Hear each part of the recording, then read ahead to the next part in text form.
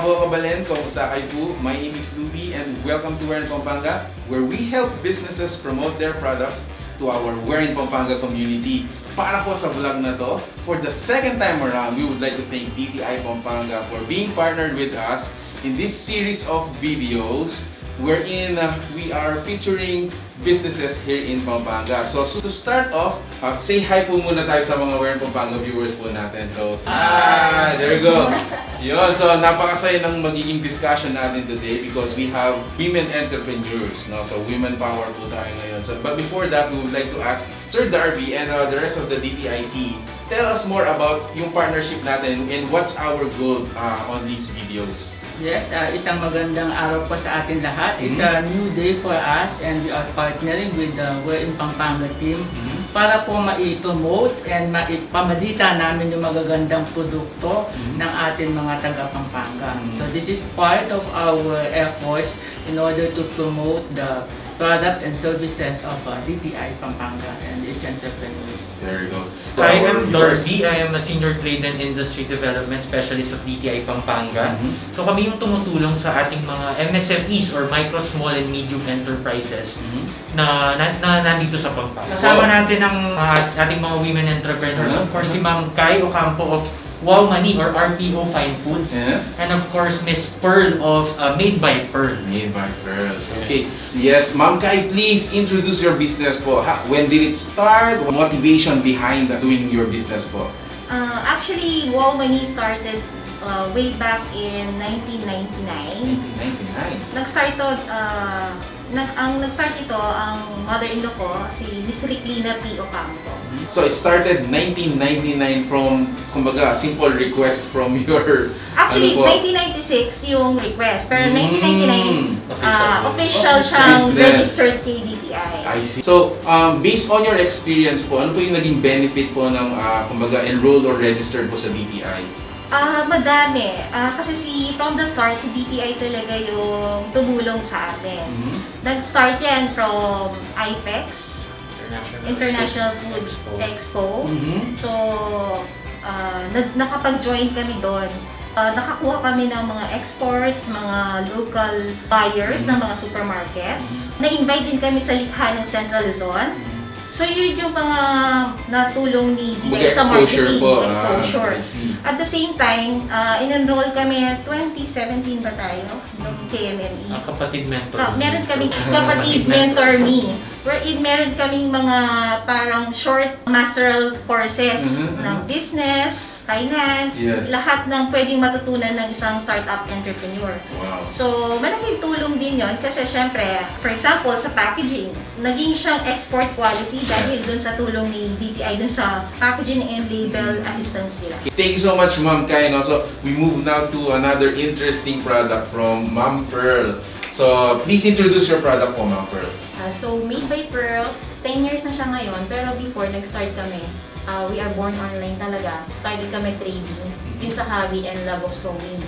So, nag-start kami ng sewing accessories, utensils, ganyan. From that, nagkaroon ng parang upgrade, nandiyan na pumasok na yung mga internet, online shopping. So, bumagsak yung Made by Pearl na Notion. So, mga instead of mag-start kami doon, nag-jump kami into services.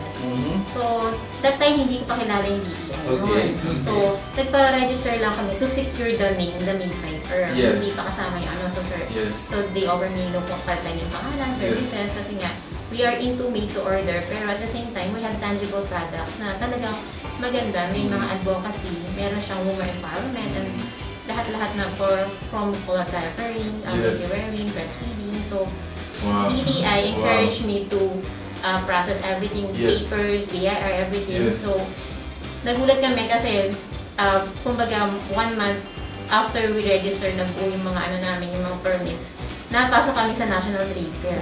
Then after National Arts and Crafts. So yung exposure, everything. Tapos nag-develop sila ng packaging for us. Kasi since we are online, wala kami talagang packaging. Kundi fair lang lahat. Tapos everything is shipped na sa bahay. Then doon naman, tinenroll nila ako sa KMM din. Kapatid mentor nito. So yun, nakatulong talaga ng malaki yung KMM before mag-pandemic kasi napag-aralan namin how to yung sa inventories or something. kung yung organizational chart, everything. So, no, during the pandemic, hindi talaga kami masyadong apektuhan. Wow! So, kumbaga, nakita ng tao yung importansya ng mga reusable items, eco-friendly sila. Correct. Then, during the pandemic, napakahirap lumabas. Pero if you have these products talaga, hindi mo na kailangan bumili, you can save the money para sa food, sa expenses sa bahay. And this one, hindi mo na kailangan lumabas para bilhin yung mga necessities na kailangan. Kasi halos everything that we offer is necessity talaga. And you can use it talagang years ang itatagal. Multiple times. Yes. So, made by Pearl is a home of eco-friendly and sustainable products. And we are proud na we are here in Pampanga. Actually, I really got interested na doon sa KMME. Actually, sir, part ng KMME kasi, tinulungan namin, binigyan namin sila ng module about business continuity. Yes. So, prior the pandemic, ready na sila. Yes. Meron na silang background kung anong gagawin nila in case na magkaroon ng mga disasters or gagaya ng mga pandemic. Correct. So, napaka-importante po ng sinabi po ninyo, no? For us who wants to start a business which is wala naman talagang background in business management. Yung mga bagay na yun, natututuhan natin doon sa KMME. For now, let's talk about your products, Ma'am Pearl. So, sabi niyo nga po kanina, these are reusable, earth-friendly. Saan umiikot yung mga items natin? Actually, umiikot siya sa mom and baby needs. Kung yung product is tatagal, hindi lang siya basta binili mo lang ng mahal, maganda. Correct. Pero yung product is tatagal ng hanggang 3 years old yung baby mo. So right now, we have for babies po is your... Pakita mo natin na. These are very maganda to, yung proud and ng pang-pamilya, football diaper. Where you can use it newborn until 3 years old, depende sa ng bata. Then, meron siyang parang growing size. Yung sa face mask natin, kasi puro girl na. So, face mask natin, yun yung offer namin is customized po. So, we can offer this, pwede sa mga kalala, pwede babae. We have sizes, toddler to kids, teenagers, yan.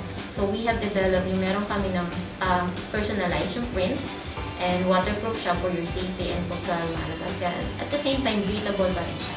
Okay, so let's go now to our KMME. But in a general term po, how can we enroll?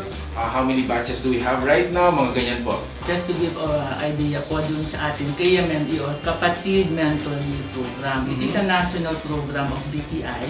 Ibig sabihin, lahat po ng mga provinces all over the country, meron tayong KMME. So, ang gagawin ng KMME are from the mentor meal. So, tinutulungan po natin yung ating mga maliliit na negosyante on how to cope up with the many concerns and challenges of business. So, meron po tayong 10 modules on a weekly basis. Kailangan po makumpleto nila yung ating 10 modules which involves marketing and direct mindsetting. Meron po tayong operations management, may supply chain, may taxation.